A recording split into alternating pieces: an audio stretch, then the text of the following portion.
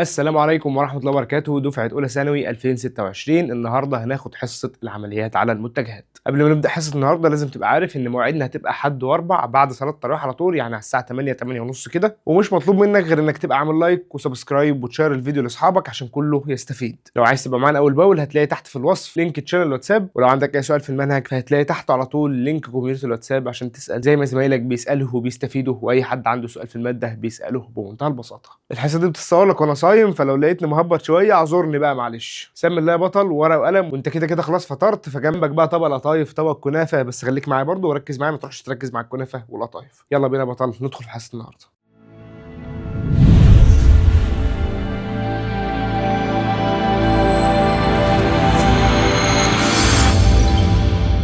احنا خدنا الحصه اللي فاتت ازاي نجمع متجهين بس جبريا. النهارده هنعرف بقى ازاي نجمعهم هندسيا. يعني إيه هندسيا؟ هندسه يعني على الرسم. اول حاجه هناخدها النهارده هي قاعده المثلث. خلي بالك احنا بقى عندنا قاعدتين، قاعده المثلث وقاعده متوازي الاضلاع. هناخد دلوقتي قاعده المثلث. بيقول لي ايه في قاعده المثلث دي؟ بيقول لي ملحوظه مهمه هنا، لازم يكون نقطه نهايه الاول هي نقطه بدايه الثاني. يعني ايه؟ تعال افهمك. انا عندي المتجه ا ب هجمعه على المتجه ب ج، الاثنين بيلفوا ورا بعض. نقطة نهاية المتجه الأول ب هي نقطة بداية المتجه الثاني اللي هو ب ج. طب يا هندسة لو مختلفين، لو أ ب وألف ج مثلا، ده اللي هنعرفه في قاعدة متوازي الأضلاع كمان شوية. خلينا هنا. قال لك يا سيدي لو هم بيلفوا ورا بعض أ ب ج، لو يبقى مجموعهم بيساوي الضلع الثالث، الضلع اللي بيقفل الشكل بتاعهم. إذا أ ب زائد ب ج، يا هندسة أنا هقول له ج أ ولا أ ج؟ هقول لك حاجة بسيطة خالص، هو المشترك فين؟ ب. إذا خد الأول من هنا مع الأخير من هنا، يبقى هنا ده بيساوي أ ج. دي الطريقة الصح. في طريقة أنا كاتبها لك فوق أهي، بس أنا إيه مصغرها لك عشان ما تتلبخش فيها. تعال نكبرها ونجيب هنا في الحتة الواسعة. طريقة البصمجة. يعني إيه طريقة البصمجة؟ احذف الحرفين المتشابهين. يعني احذف الحرفين المتشابهين. أنا عندي أ ب زائد ب ج، شيل ده وده يتبقى لي أ وج بمنتهى البساطة. إذا أنت عندك الطريقة الصحيحة وطريقة البصمجة، واشتغل باللي يريحك. في المسألة اللي بعدها جايب لي شكل رباعي وشكل خماسي، ولو جايب لي سداسي وسباعي وزي ما هو عايز يجيب أ ب زائد ب ج زائد ج د هتساوي، شوف بيقفل ايه الشكل الرباعي؟ أ د. ده بطريقة البصمجة. تعال حلها لي كده ايه بالطريقة الحلوة. أ ب زائد ب ج بإيه؟ أ ب زائد ب ج بيلفوا ورا بعض، إذا الأول والأخير يطلع أ ج. طب خد أ ج زائد ج د. أ ج اللي هو ده، اعذرنا على الرسم، هيطلع أ د. ما خلاص احنا قلنا بنحذف المتشابه. إذا ده الناتج بتاعنا اللي هو أ د. بطريقة البصمجة فين المتشابه؟ ده متشابه مع ده وده متشابه مع ده، اتبقى لي ايه؟ اتبقى لي أ ود، يطلع المتجه أ د. طب وفي الشكل الخماسي ده خلاص احنا عرفنا بقى. أ ب زائد ب ج زائد ج د زائد د ه زائد ه واو هيساوي فين المتشابه؟ اهو، وايه تاني اهو، وايه تاني اهو، وايه تاني اهو، اتبقى لي ايه؟ أ واو. طريقة البصمجة هتحل لك المسائل ايه السهلة اللي تحل بسرعة. خش يا باشا في اللي بعده. لما يجي يقول لي أ ب زائد ب أ، احنا خدناها الحصة اللي فاتت دي. اه يا هندسة خدناها لما كان ده بيساوي المتجه الصفري. هو انت بتعيد وتزيد يا هندسة؟ لا مش بعيد وزيد، ده انا جاي اقول لك حاجة مهمة. انا عايز اقول لك بس ان احنا هنا أ ب بيساوي سالب ب أ. سالب ب أ ده انا ممكن اشيلها خالص واحط أ ب. مزعلني في حاجة؟ مش مزعلني في حاجة. طب في المثال اللي بعده أنا عايز أطرح دول، هطرحهم إزاي يا هندسة؟ مش أنا عندي سالب ج ب؟ طب ما أحولها إزاي؟ أنا عندي أ ب أهو، سالب ج ب، السالب يبقى موجب وشقلب تطلع ب ج، وده زي ما إحنا خدنا احذف المتشابه يطلع ده أ ج. طب س ص ناقص ع ص، س ص زي ما هي، السالب تبقى موجب، ع ص تبقى ص ع، وده يطلع س ع. سهل الموضوع، اسهل منه مفيش. طب عندي في المسألة دي ألف ب زائد ب ج زائد ده ج ألف يا ولا مش ج د، ده أصلا مثلث، زائد ج ألف بيساوي كام؟ هو احنا مش عارفين إن ألف ب زائد ب ج بيساوي ألف ج؟ عارفين. طب ما تودي ده الناحية التانية، يبقى ألف ب زائد ب ج ناقص ألف ج بيساوي صفر، يبقى ألف ب زائد ب ج سالب ألف ج ده مش ممكن أخليها موجب ج ألف، تطلع بكام؟ بصفر. إذا ده حله بصفر. خش على طول في اللي بعده. في أي شكل رباعي اثبت أن ألف ب زائد ب ج زائد ج د يساوي ألف د. يا هندسة ما احنا عارفينها، هو بيقول لك اثبتها، اثبت المعلومة اللي أنت عارفها. هاجي أقول له الطرف الأيمن ألف ب زائد ب ج هتساوي ألف ب زائد ب ج، قلنا خلاص احسب المتشابه يطلع ألف ج.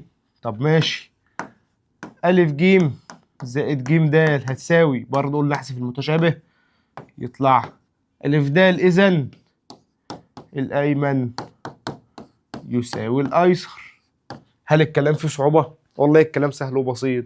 عايز يثبت إيه تاني؟ ألف ج ناقص ب ج يساوي ألف د ناقص ب د. هقول له الطرف الأيمن ألف ج ب ج دي أنا مش ممكن أحولها لجمع وأعكسها؟ يبقى زائد ج ب. خلاص بقت سهلة وبسيطة، ج ده خلاص بنشيله، يبقى ده بيساوي ألف ب. طب الأيسر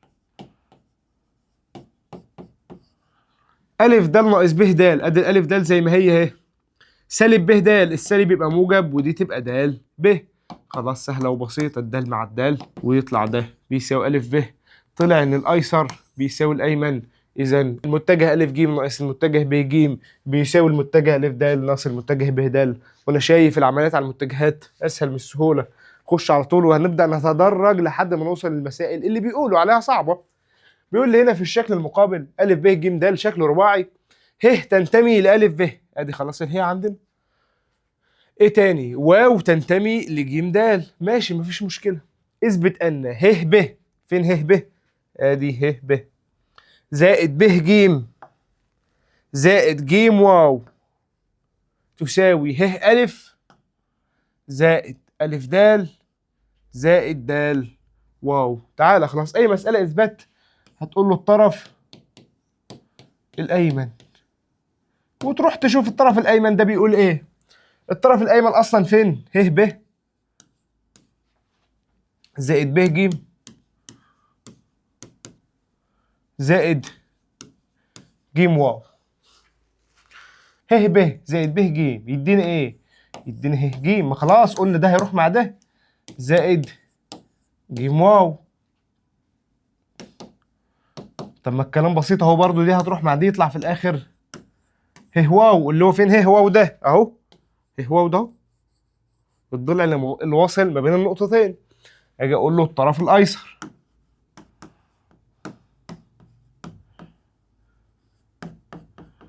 الطرف الايسر فين؟ ه الف زائد الف د زائد د الواو. الكلام بسيط خلاص، الف هتروح مع الالف، ه د. الهندسه انا حاسس ان المسائل كلها شبه بعضها، هم كلهم شبه بعضهم يا ابني، مفيش اي فرق. وادي برضه الدال مع الدال، تيجي تبص تلاقي في الاخر بيساوي المتجه ه واو. اذا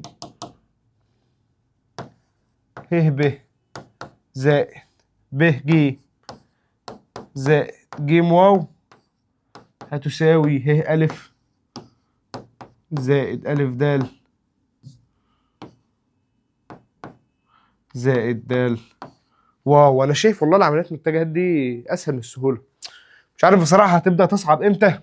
تعال نبص في السؤال اللي بعده. بيقول لي اذا كان 2 م زائد 3 أ ب يساوي 2 ج ب ناقص ب أ، اثبت ان م يساوي ج أ. هو انا عشان اقول له م بيساوي ج أ انا عايز اجيب الاول م في طرف لوحدها، الفعكشه اللي هنا دي مش عجباني. طب ما تيجي نجيب الميم في طرف لوحدها كده. ادي 2 م ودي التلاتة ب دي الناحية التانية بإشارة مخالفة.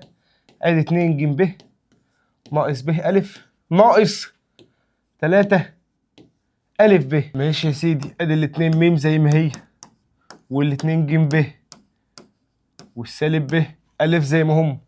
سالب 3 أ ب. هو انا ممكن اخلي السالب ده موجب واخلي الالف ب أ؟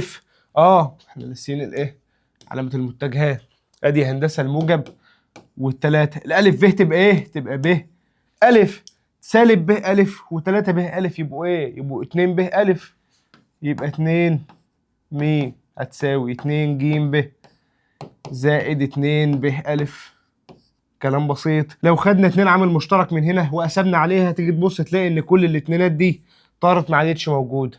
ماشي يا سيدي، يبقى المتجه م هيساوي ج ب زائد ب أ. الب هتروح مع الب يطلع ده ج أ. هو كان عايزك تثبت ايه اصلا في اول المساله؟ ان المتجه م بيساوي المتجه ج أ. ما انت جبتها له اصلا اهي. خلاص خلصت له المساله، ومساله سهله وبسيطه. خش بقى يا سيدي على قاعدة متوازي الأضلاع، وإيه الفرق ما بينها أصلا وبين المثلث؟ قلنا قاعدة المثلث إن نهاية المتجه الأولاني بتساوي بداية المتجه الثاني. أمال هنا إيه الفرق؟ بداية المتجهين واحد، يعني أ ب زائد أ ج، زي ما أنا كاتب لك كده أهو، إن لهم نفس البداية. لما يجي يقول لي المتجه أ ب زائد المتجه أ د يساوي إيه؟ يساوي قطر متوازي الأضلاع اللي هو أ ج. هي دي قاعدة متوازي الأضلاع؟ والله هي دي قاعدة متوازي الأضلاع. ومديني ملحوظة في الجنب هنا وبيقول لي لو في متوسط من مثلث منصف القاعدة يبقى مجموع متجهي الضلعين بيساوي ضعف متجه المتوسط. يعني إيه؟ يعني أ ب زائد أ ج بيساوي 2 أ د. دي هتقابلنا كتير قوي وهنستخدمها في مسائل كتير قوي. تعال نبص على المسائل ونشوف قاعدة متوازي الأضلاع دي بنحل بيها ازاي. بيقول لي أ ب ج د متوازي أضلاع فيه ه منتصف ب ج.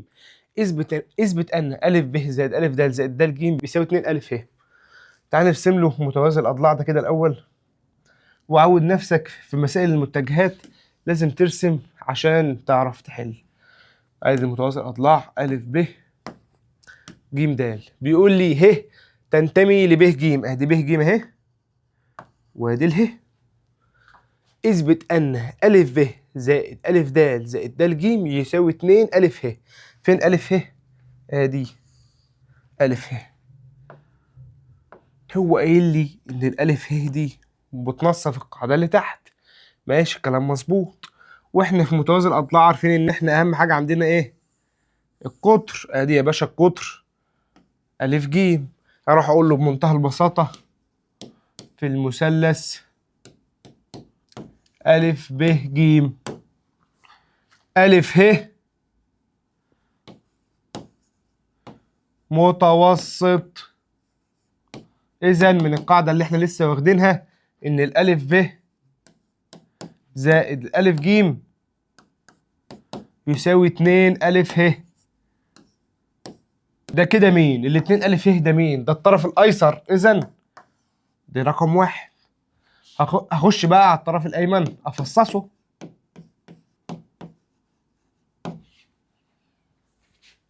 أ ب وأ د. أدي أ ب وأ د احنا قايلين إن هما بيساووا إيه؟ بيساووا متجه القطر. يبقى أنا ممكن أشيل أ ب وأ د وأحط أ ج. إذا أ ج زائد د ج. متنساش المتجهات. هو أنا هنا د ج ده مش احنا خدنا المتجهات المتكافئة الحصة اللي فاتت؟ د ج أهو بيكافئ إيه في متوازي الأضلاع؟ بيكافئ الضلع اللي قصاده، لان احنا عارفين من خواص متوازي الاضلاع ان كل ضلعين متقابلين متساويين في الطول. لما يبقوا متساويين في الطول ومتساويين في الاتجاه، ما هو أ ب وده ج اذا يبقوا متكافئين. يبقى اقدر اشيل ده ج واحط مكانه أ ب. ادي ده ج واحط مكانه أ ب. ده طلع مين؟ ده طلع ده برضه هو. اذا الطرف الايمن بيساوي الطرف الايسر. اذا أ ب زائد أ د زائد د ج يساوي 2 أ ه هو ده اللي كان طالبه ان احنا نثبته اصلا في المساله. اذا كل الموضوع ايه؟ تشغيل دماغ، واننا بنعلى بالصعوبه واحده واحده. بيقول لي في المثال ده، ايه المثال ده؟ ده المداح اسطوره النهايه ده ولا ايه؟ انا هدخل للمثال ده ازاي يا هندسه؟ تعال نقرا ونفصص وهتلاقي المثال ده بيتحل في كام سطر ابسط من البساطه. بيقول لي ا ب ج د متوازي اضلاع. ما احنا عارفين يا هندسه، ما خلاص بقى احنا زهقنا. اثبت ان نون الف، فين نون الف؟ تعالى حدد له الاضلاع اللي هو بيتكلم عليها دي. نون الف، ادي نون الف، زائد نون جيم، فين نون جيم؟ ادي نون جيم اهو. همشي لك عليها عشان تبقى ايه؟ تبقى عارفه، واعذرني عن الرسم والايه الكرو كده.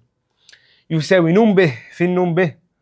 ادي. تعالى نعملهم بقى بقى مختلفه. خلاص ده الاولاني اهو، الطرف الايمن. الطرف الايسر نون ب زائد نون د، ادي نون د. حددنا يا باشا الضلعين اللي احنا عايزين نشتغل عليهم. مالهم بقى؟ عايز يثبت ان الايمن بيساوي الايسر. تعالى اجي اقول لك بقى حاجه بسيطه كده. هو انا مش عندي ميم دي في النص؟ يا هندسه ميم في النص، هستفيد منها بايه؟ ده هي اللي هتحل لي كل الفعكشه دي. هو انا مش عندي نون ميم ده ينصف القطر ده؟ ونون ميم ده في المثلث ألف نون جيم. يا هندسة في المثلث ألف نون جيم، وكمان في المثلث نون ب د.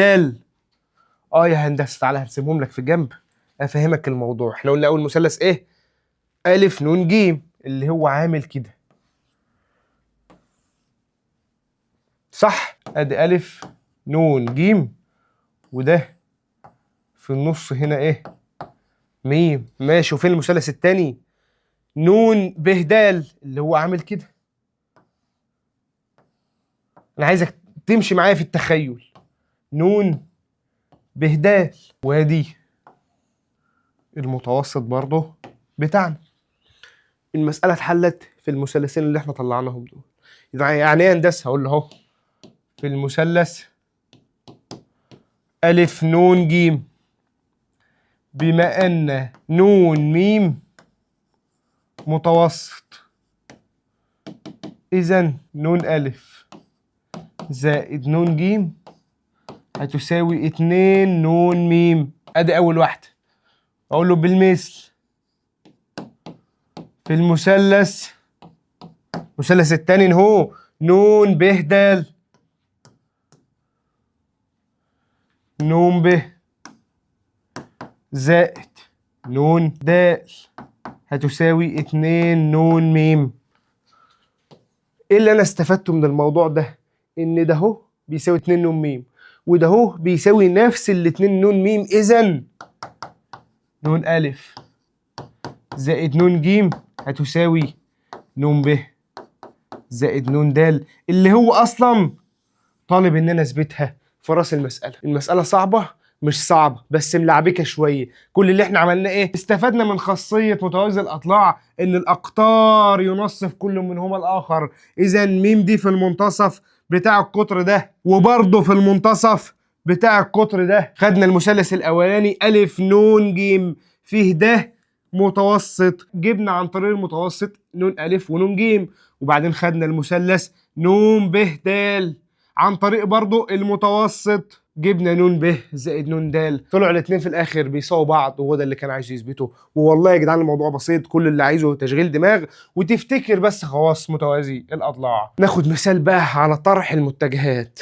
انا عشان اطرح متجهين لازم الحرف الاول هو يكون الحرف الاول في المتجه اللي بعده. بطريقه البصمجه شيل المتشابه واجي ابص في الاخر ان ده هو الناتج بتاعه المفروض يبقى ب ج، بس ده عشان طرح اعكس تبقى ج ب. طب في اللي بعده شيل ده يا باشا هتطلع ايه؟ عين صاد. عكسنا ليه؟ عشان ده طرح. لو كان جمع، لو كانت دي علامة جمع كان هيبقى صاد عين على طول، انما دي طرح يا باشا. طب في المثال ده مديني الالف 1 و2 وب 6 و4، عايز الف ب. الموضوع ابسط من البساطه وقاعده بسيطه. الف ب هتساوي ب ناقص الف. ابسط من كده ما تلاقيش. ب ناقص الف يعني ايه؟ 6 و4 ناقص 1 و2. اطرح يا باشا. 6 ناقص 1 5، 4 ناقص 2 2. هو ده يا باشا المطلوب. بيقول لي أ ب ج د متوازي أضلاع فيه أ س و2 ب 3 و8 ج 9 و1 د 7 وص. مديها لك كلها إحداثيات وعايز قيمة س وص. وقبل ما تعمل أي حاجة لازم تروح ترسم. ليه هندسة ارسم؟ ارسم عشان ترتيب الرؤوس ممكن يخدعك. ادي أ ب ج د. هو انا مش عندي أ ب يكافئ د ج؟ ما هم متساويين في الطول والاتجاه. لو انا ما رسمتش كنت هعمل ايه؟ كنت هقول أ ب بيساوي ج د. وده اكبر غلط ممكن تعمله في حياتك في المتجهات، انك تتجاهل الاتجاه. اصلا اسمها متجهات، تتجاهل الاتجاه، عيب والله. أ ب ده ممكن نفكه نقول ب ناقص أ، والدال ج يبقى ج ناقص د. عوض لي يا باشا عن كل حاجة بحاجتها. ب 3 و8 ناقص الألف ب س و2 هتساوي الجيم 9 و1 ناقص الدال 7 وص. اطرح هنا يا باشا من بعضه 3 ناقص س و8 ناقص 2 اللي هي بكام؟ اللي هي ب6 هتساوي 9 ناقص 7 ب2 و1 ناقص ص.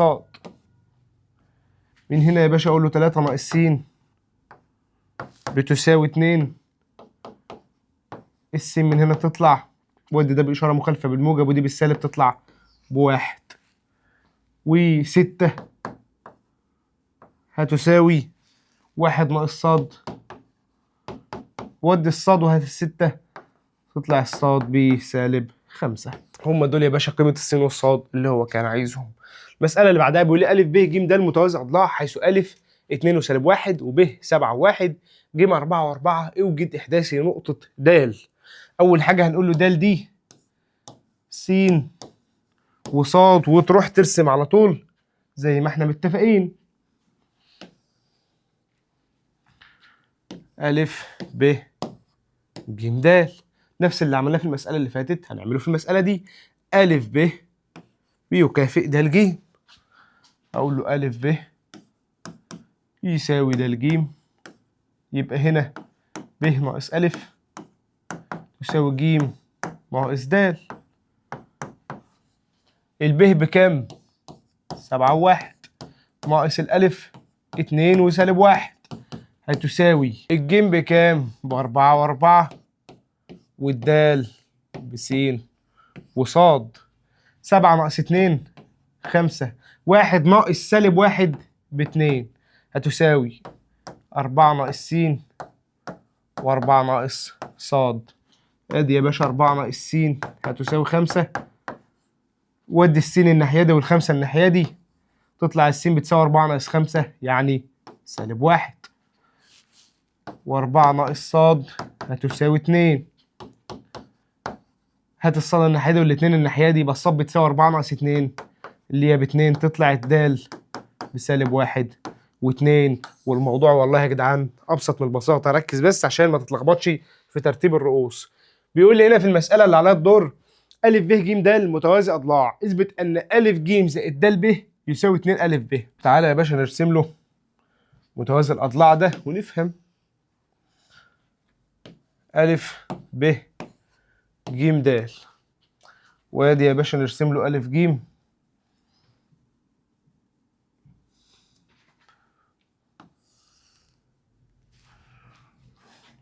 هو عايز ايه؟ يثبت ان أ ج ده اهو زائد د ب. فين د ب؟ نرسم له القطر د ب كمان ان شاء الله معاه حد حوش. ادي يا باشا الد ب اهو اتجاهه كده يساوي 2 أ ب اللي هو ده. احنا هنعمل ايه في الموضوع ده هندسه؟ شكله موضوع صعب. والله ولا موضوع صعب ولا حاجه. اقول له في المثلث أ ب ج. ماله في المثلث أ ب ج دي؟ أ ج ده كان بيساوي ايه؟ والله يا هندسه كنا بنقول أ ب زائد ب ج يساوي أ ج. إذا أ ج يساوي أ ب زائد ب ج. ماشي. في المثلث أ ب د اللي هو ده، ماله المثلث ده؟ عايزين منه إيه؟ عايزين د ب. د ب ده كنا بنجيبه إزاي؟ كنا بنقول د الألف زائد أ ب.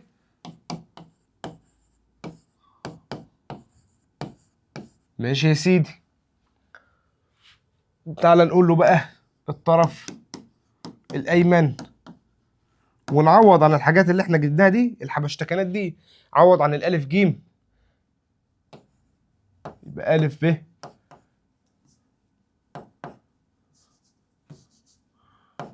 زائد ب ج. عوض عن الدال ب تبقى زائد دال ألف زائد أ ب. تعال بقى نبص على الرسمة ونفتكر مع بعض برضو من خواص متوازي الأضلاع إن كل ضلعين متقابلين متساويين في الطول. يعني أنا عندي ب ج ودال ألف ده هم متساويين في الطول ولا لأ؟ أدي ب ج وأدي دال ألف متساويين في الطول يا هندسة. متكافئين في الاتجاه. ولا يعني إيه؟ يعني إيه يا هندسة؟ ما هو ب ج اتجاهه كده وده الألف اتجاهه كده. يعني إيه؟ يعني يا هندسة متجهين متساويين في الطول متضادين في الاتجاه، مالهم يا هندسة؟ مجموعهم بصفر يا ابني. يعني ده يطير ده أكنهم معكوسين جمعيين لبعض. طب وبعدين أ ب وأ ب تبقى إيه؟ تطلع 2 أ ب. ده إيه 2 أ ب ده يا هندسة؟ ما هو الطرف الأيسر. إذا جبنا له اللي هو عايزه، إن الطرف الأيمن بيساوي الطرف الأيسر. هل أنت شايف في مشكلة في الموضوع؟ لو أنت شايف إن في مشكلة اكتب لي في الكومنتات على طول مشكلتك إيه عشان نحلها سوا مع بعض. آخر مسألة معانا النهاردة بيقول لي أ ب ج د شكل رباعي. زهقنا خلاص بقى من متوازي الأضلاع على شكل رباعي عموما بقى. فيه مديني حاجة واحدة بس، ب ج بيساوي 3 أ د. اثبت أن أ ب ج د شبه منحرف. وانا عشان اثبت ان أ ب ج د شبه منحرف ده كنت بعمل ايه؟ كنت بثبت ان فيه ضلعين متوازيين. ما هو شكل رباعي فيه ضلعين بس متوازيين. هثبتها ازاي؟ خدنا الحصة اللي فاتت لو قال لي المتجه أ بيساوي 7 المتجه ب، كنا بنقول ان المتجه أ بيوازي المتجه ب. يعني دول متوازيين؟ متوازيين. ولو كان الضرب في سالب كنا بنقول ان هما متوازيين بس في عكس الاتجاه. اذا مضروب في موجب يبقى متوازيين وفي نفس الاتجاه. يعني هنا بما ان ب ج يساوي 3 أ د، اذا ب ج يوازي أ د، اذا أ ب ج د شبه منحرف. خلصنا اول واحده يا باشا. خش على الاثبات الثاني. بيقول لي اثبت ان أ ج زائد ب د يساوي 4 أ د. تعال نرسم شبه المنحرف كده عشان ايه؟ نفهم. انا راجل بالنسبه لي ما بفهمش غير لما ارسم. ادي شبه منحرف أ ب ج د. هو بيقول لي أ ج وب د. مين أ ج وب د دول؟ دول يا باشا اقطار شبه المنحرف. ادي أ ج وادي ب د. ده اتجاهه كده وده اتجاهه كده. هاجي اقول له هنا يا باشا في المثلث أ ب د. ماله المثلث أ ب د ده؟ ب د هتساوي، عودتك في المسألتين اللي فاتوا لما بنيجي نجيب القطر كنا بنجيبه حاصل ضرب الضلعين التانيين، بس خد بالك من بداية المتجه بادئ بالب يبقى تبدأ بالب برضه. يبقى الب أ زائد أ د. خد المثلث التاني على طول اللي هو أ ب ج.